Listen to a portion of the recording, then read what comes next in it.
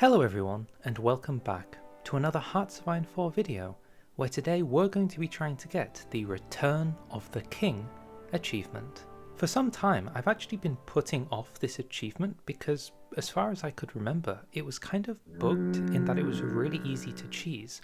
However, during a previous patch note, I think 1.13.4, they state that they actually made it harder for you to cheese it. As a result, I guess it's time for me to go take a look at just how easy it is to really do the Return of the King. And this video is, yes, an achievement guide, but it's actually going to turn into something else a little bit later. But for those who don't know how to do it, let's go over the strategy. Oh, and here we are. Oh my goodness, look how low strength the units are. This is absolutely terrible. So let's take a look at the achievement in question. We need the Return of the King. As the exiled King of Gotland, retake mainland Sweden. We need King Gustav V as the current country leader, not to be escaping the mainland, and make sure that we have at some point escaped the mainland. Well, that's not very specific, so let's see if we can do any better. In order to get this achievement, we actually only need to do things, kind of, as an early setup. Step 1 is align more closely with the land organisations. Step 2 is to get 35 communist support through things like affordable housing. And step 3, we're going to need less than 50% stability, which we can get by doing things like seizing the Landswerk. After that, we should be on our way to a communist uprising. So, Defence Act it is.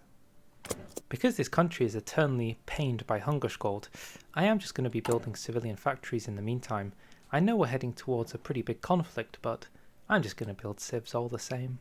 Ah yes, choosing our Prime Minister. Since we need to be below 50% stability, it seems like Baggy is our choice of the day. And he has research speed. So, step 1, we need to align more closely with the land organisation, which is exactly what we plan to do. But let's get some research bonus first. With a couple of research bonuses secured, I would now like to start on with align more closely, but unfortunately you need 10% support for communism. So, as I said earlier, down to affordable housing. That being said, we also need to bring down stability, and it seems like bringing in a feminist suffragette might just completely destroy the stability of the nation. She even comes with decisions, which increases research speed, so really, really worth considering. The 1936 general election? If you think I'm abandoning Baggy, you are very wrong. Oh yes, and we need to get that research speed. With urbanisation and hygienic housing done, we can now take poverty reduction, which is the first step of getting communism. Luckily, because we're already at 8%, we can actually save affordable housing for later, but it does give you 2 civilian factories. After that, we can do align more closely with the land organisation. Well, at least we finally got these units up to strength. I was wondering when that might actually start happening, with communism on the way, of course. Does anyone else notice that with basically any other menu that you see up here, if you pick the intelligence agency, you always get moved over to your operatives map mode, but when you come off it, you stay in the operatives map mode, so you have to manually switch over back to something useful. I wonder how many times people and players recognise that they're just stuck on the operative map mode, because it kind of blends in a little bit with everything else, and you don't get the sound effect when it switches over. Oh, finally! With step 1 complete, we need to get ourselves an advisor who can give us some communist support. We've got a socialist writer and a Marxist philosopher. Hopefully this should give us a big boost, as we've just got ourselves a radio, giving us 10 communism a day, on top of the socialist writer giving us another 10 communism a day. That's 20, and that is a pretty good start towards victory. My goodness, it just zooms up with plus 20%. Well, since we are now rapidly heading towards 35% on communism, we probably need to bring our stability down to below 50%. So, it's time to get rid of Folkhemet. Folkhemet being the national spirit that is giving us plus 25 stability. Not at all what we want. I think torpedoing our relationship with Germany should give us a nice minus 16 stability. Exactly what we want. Oof. I think if we manage to form the SAAB, that should get us over the line. Since things are actually coming to a head soon, I'm going to slightly change up my army. My plan is to have my units on these 4 tiles here, and then keep 2 units just casually sitting in Gothenburg. There we go. Something like this. Oh no, no, no. France and Britain in an alliance, SAAB complete, less than 50% stability, over 35% communism, and we have completed align more closely with the land organization. That means this should be all of the requirements for an imminent civil war. I suppose we let the game play and see what happens. Yes, the Swedish Civil War erupts. Unfortunately, because we have not gone communist in such a manner that stability hasn't completely collapsed the country, the king has decided to cause a little bit of a problem. Baggy, it is up to you. Right, so it looks like I got things a little bit wrong. The tile you actually should have stuck the horses and such on was Uddevalla, not Göteborg. Look at this loser trying to make a guide video and he didn't even put his units in the right Swedish city. He should just delete this entire thing. But that's okay, because the main units actually survived okay in the east. The goal is effectively to just rush as quickly as possible to take the south. After that, the rest should be pretty straightforward. Let's also train up a ton of horse units, as many as we can, and try and stick them on this northern border. Since we've already got a unit up here, he might as well stay up here at this point. In terms of our focus tree, well, we literally are not able to do any of this anymore. It's kind of blocked out from us now. Let's see how well this goes, shall we? Ah yes, we've immediately met some lovely friends. I shall not despair, we may be able to encircle them. Judging by the fact that this land is getting taken, I'm going to assume there's a unit over here going a little bit hog wild. I'm going to be honest, is this supposed to be anti-cheese? Is this the anti-cheese strat I was hearing so much about? Because, I mean, I literally don't feel like I've done anything. They haven't stopped me at all. I haven't even had an event of the king returning. I'm just sort of walking around. Okay, don't fret just yet. There is a man in Malmo. PogChamp, PogChamp, PogChamp. Why did he say that? He must know that we're going to win because the Swedish have done literally nothing and were completely taken out in Malmo. I am kind of concerned that if we win this war too quickly, do we even get to the event? Oh my goodness, they're encircled. So as a reminder, again, I just stuck my units on these 4 tiles and just went straight for the victory points. And that's really it.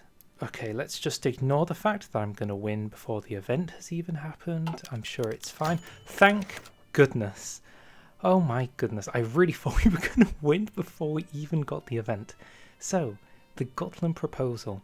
Things have gone so terribly, I mean, have they though, that we may decide that we should retreat the king to Gotland. I think this is a great idea for getting an achievement. Brother, what's that?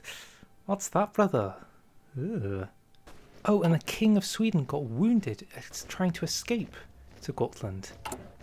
Oof, and now he has been punished. What's kind of strange, and I don't know if this is intended behaviour, is every time this event happens, he gets given a completely random trait. In this time, he's got Trusty, but I've had some really weird traits. I mean, this is a pretty weird trait in and of itself. Okay, the good news is an actual resistance has started in the north, meaning these units are not going to be pointless, and we will have a little bit more conflict before this is over. Did they just literally walk out of their own capital? They wouldn't have done that, right?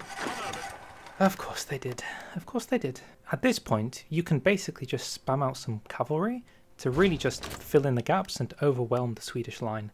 They're not going to be able to stop you now. Yeah, they're really swamped down just trying to take down these few units, and the horses are now so overwhelming you can just snake around anything that it doesn't really matter. They can try and catch up, but they're never going to be able to. I'm even walking into Kiruna. And there we go. Truthfully, I'm going to be 100% honest. Did they really fix the cheese? I mean, okay, it was slightly better that they did try to stop me, I suppose, but for an Easter egg path, I really felt like the small units could just walk in. There was no competition. Again, I suppose it's a fix, but not necessarily the greatest. So, about that achievement. The thing is, we've basically done everything we need to. The one thing we're lacking is that Oh, look at that little hedgehog. We have escaping the mainland, and that's going to be with us until November of next year. So we basically just have to wait for a year. Oh, but look at the hedgehog. I can't believe it. They took my hedgehog. This is outrageous. I guess my reasoning is that I thought the general idea was that you were supposed to be exiled onto Gotland, like not really stay on the mainland, but so far as it plays out, you retain most of your most important central territory, that the actual impending conflict isn't really too bad. I'm wondering if there would be an interaction which would work better, where your units get teleported onto Visby or to Stockholm, and way more land is given to the communists with their units spawning around Stockholm. So effectively you have to fight from this one state just here, or you literally basically get nothing and have to actually be evacuated. Because again, as you just saw, there was no need to evacuate. We were completely fine. Oh yeah, we should probably change over the radio now that we're not really going so communist anymore. It's kind of massively affecting the nation. That being said though, this focus still is possible to do, even though we're a monarchy now. We just need 20% support. All the way down to liquidating the monarchy? Something tells me this isn't very well thought out. Strike the capitalist beast down. I can actually do it. That is so strange. You know, on reflection, looking at this national spirit, it really does feel like this is the thing that was supposed to have stopped me, wasn't it? The -% attack, -200% defense, no entrenchment, no supply. Like this was supposed to be the thing that stopped me, but it didn't fire fast enough at all. So I just completely bypassed all of it. And now we're going to get rid of it. Yeah, I changed my mind. This hasn't been fixed at all. This is not how I was supposed to do this. Never mind. Okay, so we have reached November, and on the 21st, this national spirit should be removed, and hopefully we should find ourselves with an achievement. There goes the idea, and there goes the achievement. The return of the king. Retake mainland Sweden. Hopefully that shows you that this is really simple to do even to this day, and there shouldn't be any concerns, regardless of if they say they patched it. What they really should consider patching additionally is this section, because the idea that you continue with this tree, despite the fact you're on an ahistorical, very strange monarchist path, like a secret monarchist path, makes even less sense. Because you can literally go with the Socialista Partiet radio and gain +20 communist support to be able to get past any of these issues and just continue down the tree, which I don't think they thought of when they made it so that the royalist movement spawns and takes up all of your party popularity. They removed the advisors, yes, but they didn't fix the radio, and because of that you can cheese your way straight down to killing the king you just acquired. My goodness. Well, some of you may kind of expected the video to have ended there. We got the achievement and all is secured, but there was something else I wanted to do. You see, the fact that the Swedish path kind of just randomly doesn't have anything after that point was a little bit disappointing to me, and I think I have a very simple, very straightforward fix that I thought we could take a look at. If you'll just pardon me while I quickly win myself this entire civil war all over again, we may be able to take a look. Oh no, here we go again. Quite literally nobody stopping me. I'd argue even easier than last time. Like, actually easier than last time. Wow. I mean, honestly, wow. They didn't even spawn that time. I mean, that is ridiculous. In case you were wondering how easy it was there, yeah, just going straight down. Absolutely no need to take any of these states, and they didn't even spawn units. Very strange. The Gotland proposal, as we had hoped to see. Sometimes I question if the AI even knows exactly what it's doing. And again, yeah, you can be just so quick that escaping the mainland doesn't really do anything. Literally just one unit snaked to the back. So what's going to be different this time? Well, well, well, what's this? A new event. Victory for the One-Eyed King. After pushing back the dangerous communist uprising from the lands of Sweden, the counter-revolution has been completed, and the people can now anticipate a strong and revitalized monarchy under the now war-hardened King Gustav. Could Odin have seen this coming? So this is an event I put into the game, and basically the idea was to get you three things: a little bit of war support because you just want a war, to complete the focus counter-revolution, and to give Gustav an actually useful trait because he doesn't really get anything. The counter-revolution. My reasoning for doing this is because the counter-revolution is the start of part of the monarchy branch, and in the communist branch, which was what we were supposed to go down, was to prevent a counter-revolution. But that was us, and we won. So in theory, haven't we just completed the counter-revolution? As a result, it only feels fair that you would unlock this focus, and now we are playing as monarchist Sweden with an actual focus tree relevant to monarchist Sweden. This is just a small change I think that could be added to the game, maybe not exactly as I've done it, but in some format. It also makes me look a little less crazy for saving all of my political power so long, because we don't really have too much, so that we can eventually take this, but we'll get to that in a moment. Oh good, we can actually do a monarchist focus tree and start uniting the Nordics. There goes Narvik. In this universe, my King Gustav has become untethered, giving him division speed. So we've got like an armor kind of king. Oh, and one free Swedish Norway. This is a much more fun path. To be honest, on reflection, I've noticed another issue. You keep King Gustav V as a national spirit as well as a leader. So now I'm getting the double political power gain. You should not keep the national spirit if he's your leader. Another oversight in this path.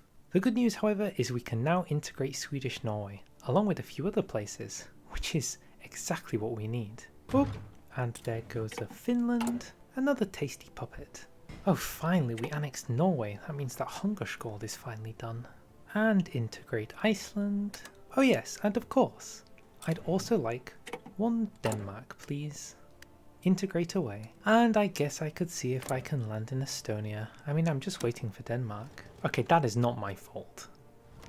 I'm seeing some good damage across the board here. Oh yeah, some very good damage. Oh, and I think that's Denmark done.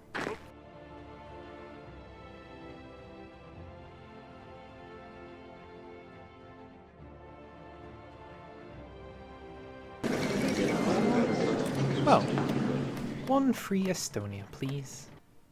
Restore the Kalmar Union. Oh, now that's a much better looking colour. I'm sure we can have a quick trip into Latvia. They're not going to mind. One free Latvia.